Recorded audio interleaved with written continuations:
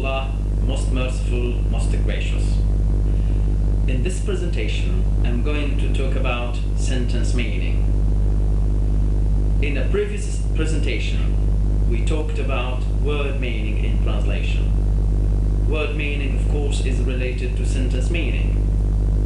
Both types of meaning would constitute the meaning of a text, or what we call the text meaning. Words are not normally used in a vacuum. They are normally used in a context. This context could be a linguistic or a pragmatic context. Linguistically speaking, when we use words to construct a sentence, it means that we select certain words and a certain syntactic structure to produce a sentence. Now, why do we use sentences? We use sentences to express ideas.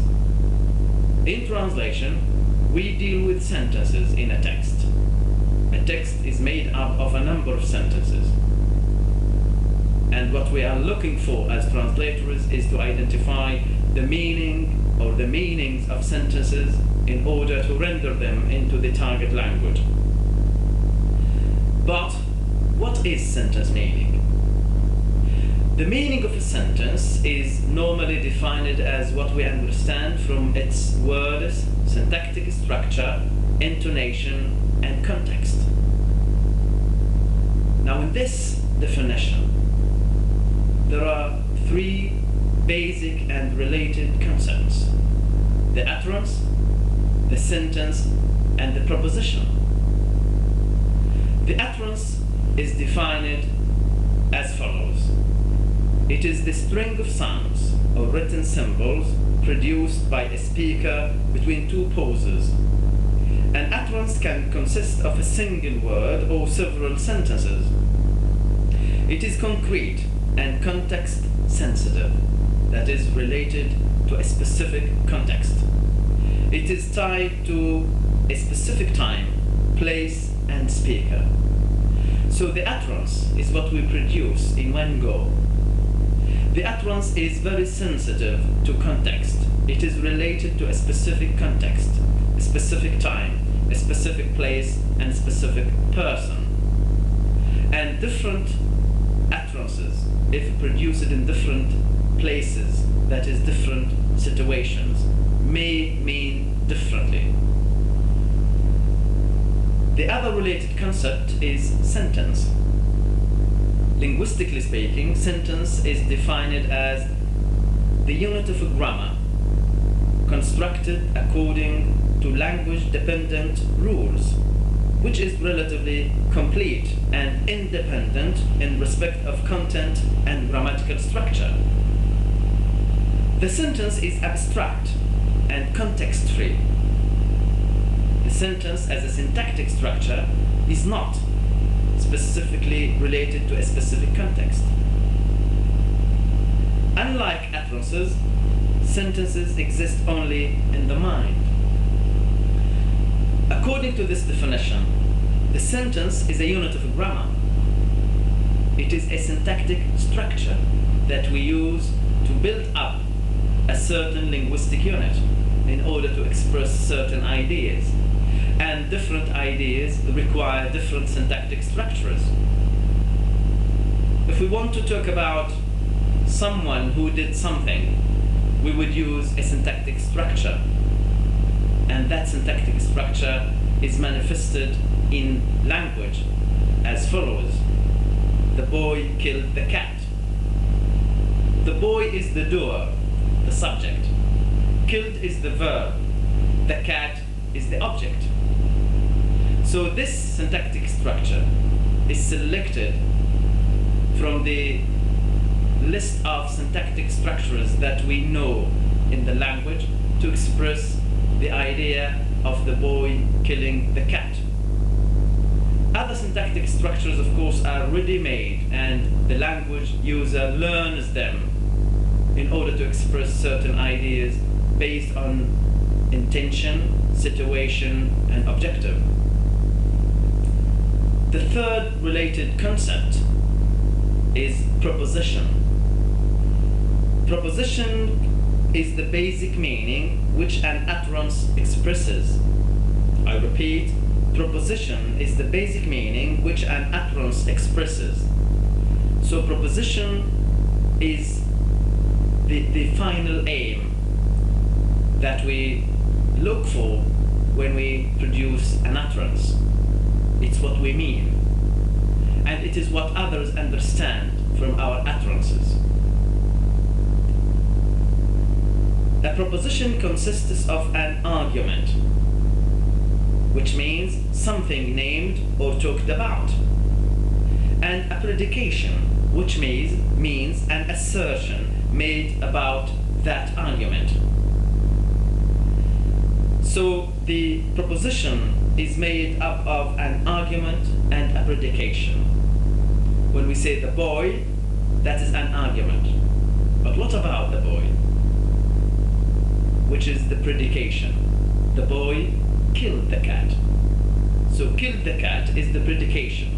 It is something that we add in order to add a new information added to the given information already known by the receiver of the sentence.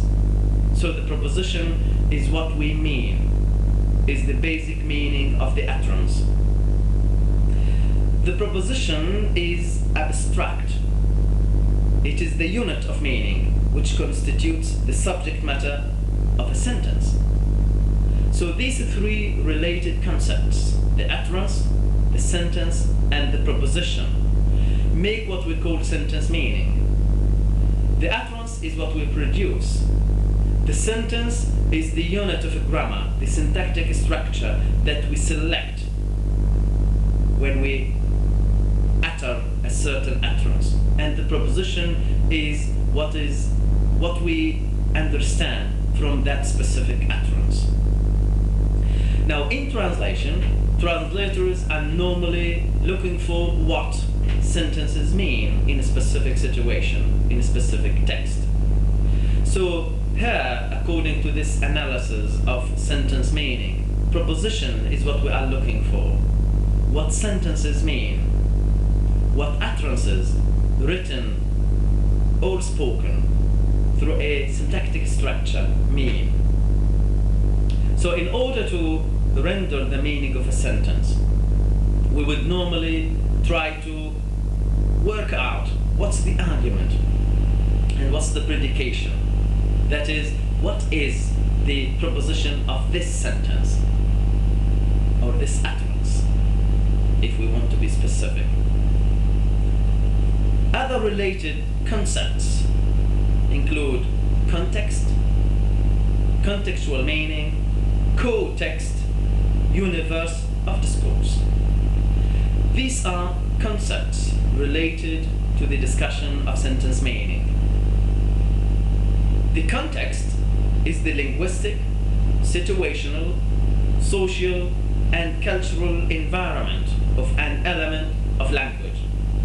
All elements of a communicative situation, the verbal and the non-verbal context, the context of a speech situation, and the social context of the relationship between the speaker and the hearer. So context means the overall environment in which an utterance was made.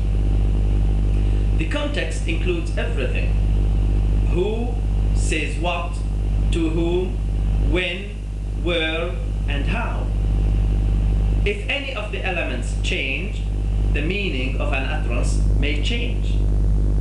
Now, when in a specific situation we say, "You came early," this may not mean that he or she really came early. It may be a sarcastic comment implying that he or she came really late. Now, contextual meaning is the meaning a linguistic item has in a specific context. So, if we go back to the difference in contextual meaning, we may say that the same utterance may have different contextual meanings based on the context it is used in.